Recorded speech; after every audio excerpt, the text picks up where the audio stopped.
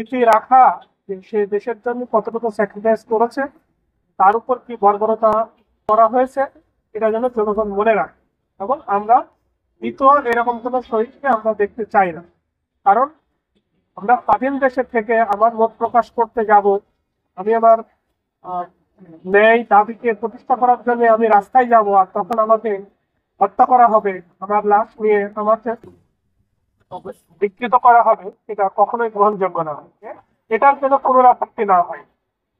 এবং আমরা শহীদের জন্য, সকল শহীদের জন্য এবং আমার ছেলের জন্য দোয়া চাই। আল্লাহ শহীদ ইয়ামিন যেহেতু সাভারে প্রথম শহীদ হয়েছেন, আমি উপজেলা পরিষদের পক্ষ থেকে এবং প্রশাসনের পক্ষ থেকে এই ইয়ামিন চত্বরটা যেভাবে, এটা হলো যে সাভারে যত শহীদ হয়েছে আমাদের সরকার শহীদদের তালিকা করতেছে এবং অচিরেই শহীদদের পূর্ণাঙ্গ তালিকা প্রকাশিত হবে।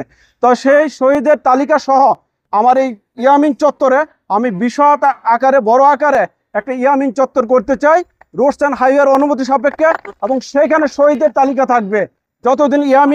যতদিন বাংলাদেশ থাকবে, এই গণতন্ত্র বাংলাদেশে রক্ষা হবে, ততদিন যাতে বাংলাদেশের মানুষ এবং প্রজন্ম থেকে প্রজন্ম আমরা একসময় থাকবো না। ইয়ামিন যে হলো যে এই স্বাধীনতা, নতুন স্বাধীনতা সংগ্রামে এর যে ভূমিকা ছিল অপরিসীম, তা যাতে আমরা উত্তরসূরিরা দেখে যেতে পারে। পরিশেষে যারা আহত হয়েছেন এবং জুলাই এবং আগস্টের এই বৈষম্য বিরোধী ছাত্র আন্দোলনে সকলের সুস্থতা কামনা করছি, এবং যারা শহীদ হয়েছেন, জীবন দিয়েছেন, তাদের হলো যে জান্নাতুল ফেরদৌস কামনা করছি।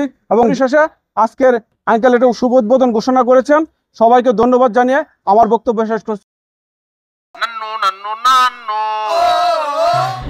আরে সপ্তাহ একটা ব্র্যান্ডের গুলা আমার বংশ ব্র্যান্ডের কি আপা বিষয় কত বিক্রি গরিবের এলাকায় আপনি এমন পাড়া দিব না, গুরু গুরু ভিতরতে সব বাইরে যাবে। আরে ওইটা থামো না, তোরে যদি ইসলামিক সাইড সবাই আর ডিভোর্স না দিছি।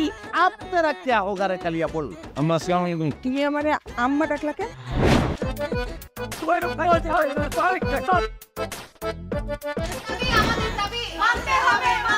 মামো তুমি গদ্দার নয় রে, কোনোদিন স্বামীর মুখ দেখাও না আমার।